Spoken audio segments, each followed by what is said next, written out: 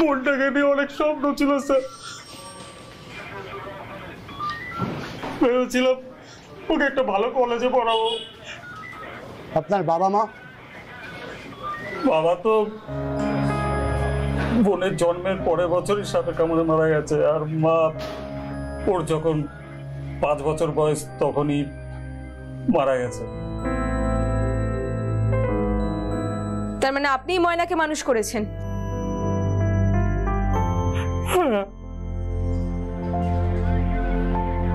আপনাদের বিয়ে কত বছর হয়েছে? 5 বছর। আপনাদের সন্তান?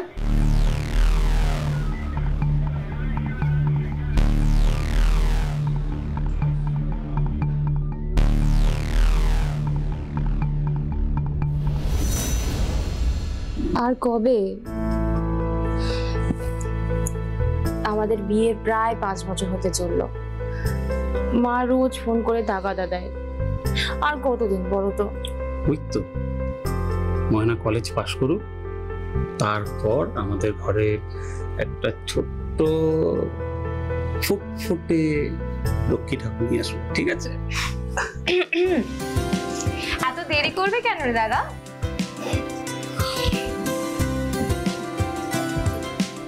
এ কি ময়না, তুই এখানে লুকিয়ে লুকিয়ে আমাদের কথা শুনছিস?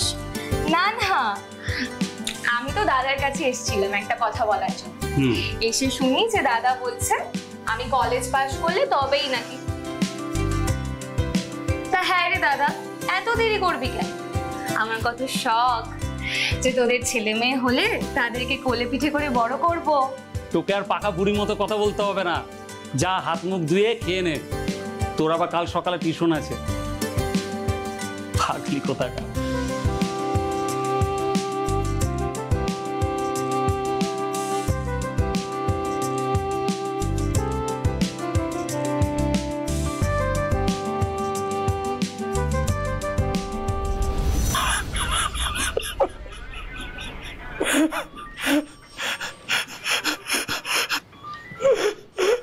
শুনুন, আস্তে আস্তে এতটা কাঁদবেন না।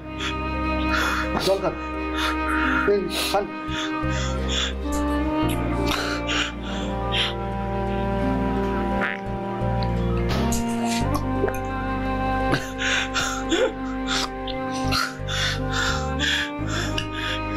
বলুন কোথায় গেছে, কি হয়ে গেল স্যার?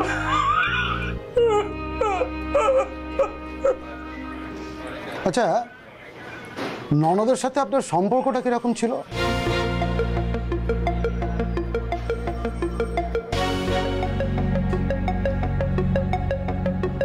কি হলো বলুন, ননদের সাথে আপনার সম্পর্কটা কেমন ছিল? ভালোই। তো এইটা বলতে এত কিন্তু কিন্তু করছেন কেন? না মানে দুটো বাসন একসাথে থাকলে তো মাঝে মধ্যে ঠোকাঠুকি লাগেই, তাই আমাদের মধ্যেও।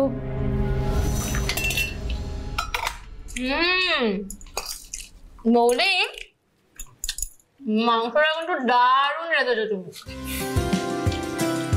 সত্যি দারুণ আছে। বৌদি, আমাকে আর এক পিস মাংস দাও তো। মাংস সবার জন্য গোনা আছে ময়না, তোকে দিতে গেলে আমার ভাগে কম পড়ে যাবে। আর তাছাড়া খেতে বসে এরকম হ্যাংলার মতো মাংস দাও করতে নেই। বিয়ের পর শ্বশুর বাড়িতে গিয়ে এরকম করলে যে ঢিডি পড়ে যাবে। বন্যা, খাওয়ার সময় শত্রুকে খোঁটা দিতে নেই, এটা তোমাকে কবে শেখাবো? হ্যাঁ, আমি তোকে খোঁটা দিইনি, আমি তোর ভালোর জন্য বলেছি।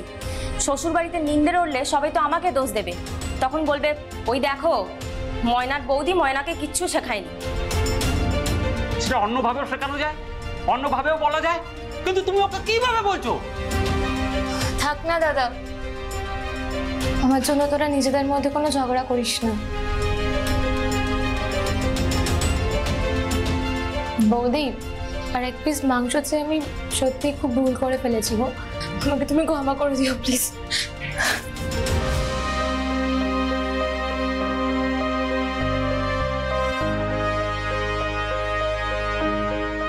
ময়না, এই ময়না শোন না।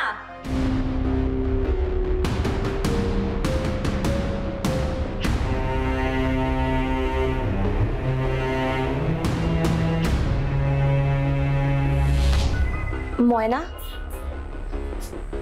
এই ময়না,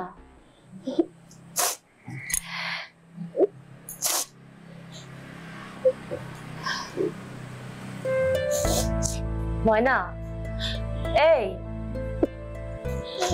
আমার কথা তোমাদেরকে ভাবতে হবে না বৌদি, তুমি যাও দাদাকে জোর করে টেনে নিয়ে গিয়ে তোমরা দুজনে মিলে খেয়ে নাও। আসলে কি জানিস তো, আমি তো মুখ্য সূক্ষ্ম মানুষ, বল কোথায় কি বলতে হয় আর কোনটা বলতে নেই আমিও তো বুঝি না রে। তুই তো পড়াশোনা শিখছিস, নিজ গুণে তোর এই মূর্খ বৌদিটাকে ক্ষমা করে দিস।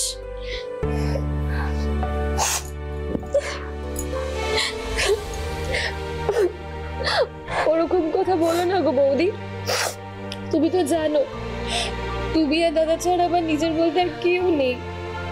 আর মানুষ তো নিজের লোকের কথাতেই কষ্ট পায়, নিজের লোকের কথাতেই তো মানুষ রাগ করে, বলো? আমার বেলা তো ঠিক তাই হয়েছে। না এবার চলো, তোমার আমার খুব খিদে পেয়েছে, প্লিজ চলো চলো চল, পাগলি মেয়ে একটা, চল খাবি আর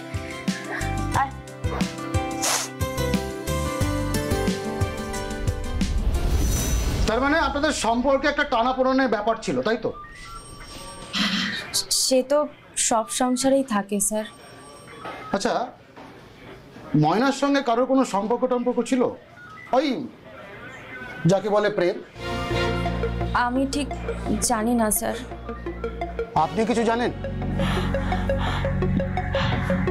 সেরকম তো কিছু জানি না স্যার, তবে আমার বোন যদি প্রেম করতো আমার কাছে ঠিক খবর চলে আসতো। খবর চলে আসতো? কিভাবে আসতো খবর? এইটুকুই তো একটা এলাকা, আমার কাছে ঠিক চলে আসতো খবর স্যার। আচ্ছা, ময়না কাদের সঙ্গে মেলামেশা করতো? কোনো বন্ধু টন্ধু? বন্ধু মানে ওই ওর স্কুলের একটা বন্ধু ছিল, নাম পার্বতী, ওর সাথেই ওর খুব ভাব ছিল। কিন্তু ও তেমন ভাবে কিন্তু বাড়ি থেকে বেরোতো না, সারাক্ষণই পড়ালেখা নিয়েই